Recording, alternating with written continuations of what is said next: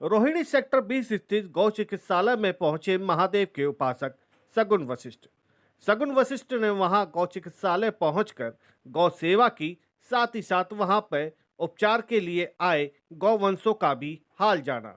हम आपको बता दें कि सगुन वशिष्ठ पूर्व में कई प्रतिष्ठित चैनलों के एंकर भी रह चुके हैं और एक सफल व्यवसायी के साथ साथ कई सामाजिक धार्मिक कार्यक्रमों में भी उनकी सहभागिता है।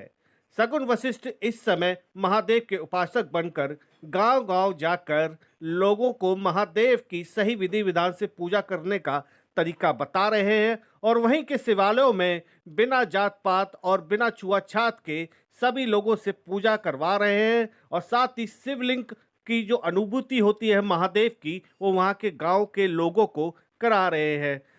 शगुन वशिष्ठ का कहना है कि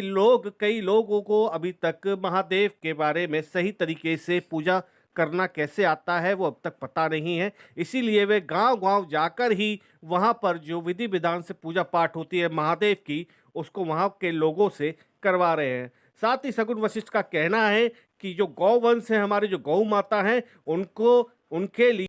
एक परिचय आपका छोटा सा। मेरा नाम शगुन वशिष्ठ है और महादेव की भक्ति मार्ग पर चलने वाले एक छोटे से महादेव के साधक हैं और गौशाला में अपने गौ चिकित्सालय में गौ माता की सेवा कर रहे हैं। अलग अलग गांव में जाकर के महादेव के रुद्राभिषेक नमक चमक विधि से और उनकी भस्म आरती, उनके दिव्य भव्य श्रृंगार करने का महादेव से ही संकेत प्राप्त हुआ और उसके बाद महादेव की भक्ति में। भैया, पूजन की विधि बताने से पहले मैं आपको ये बता देता हूँ कि मैं इस मार्ग पर कैसे आया, और ये बड़ा जानना जरूरी इसलिए है क्योंकि जब आप महादेव की सेवा करने के लिए निकलते हैं तो कोई ना कोई पीछे ऐसा कारण होता है कि आपके मन में ऐसे प्रादुर्भाव होते हैं कि आप महादेव की भक्ति करने जाएं या किसी भी देवी देवता की भक्ति करने के लिए जाएं। तो हम तो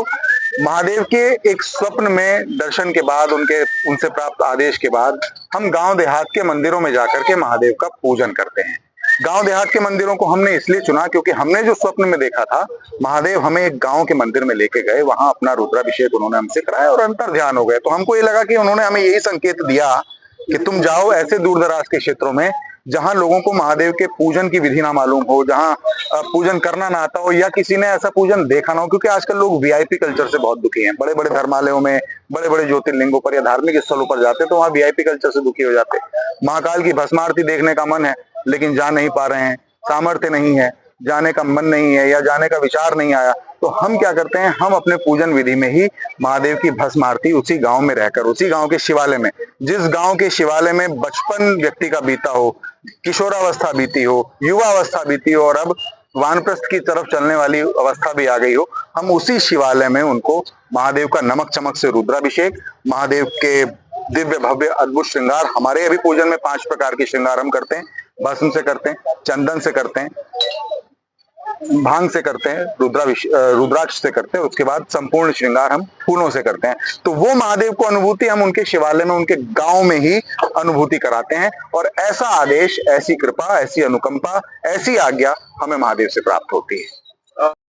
रोहिणी सेक्टर 20 स्थित गौ जो चिकित्सालय है उसके अंदर गौवंशों का इलाज किया जाता है। जो गाय रोडों पर बीमार होती है और जिनका एक्सीडेंट हो जाता है, ये गौ चिकित्सालय वहां से उनको लेकर आता है और यहाँ उनकी देखभाल कराता है। साथ ही साथ जब वो ठीक हो जाती हैं तो उनको यहाँ पर ही रखकर उनकी सेवा की जाती है और उनका पूरा ध्यान रखा जाता है ताकि उनको किसी तरीके की कोई दिक्कत ना हो।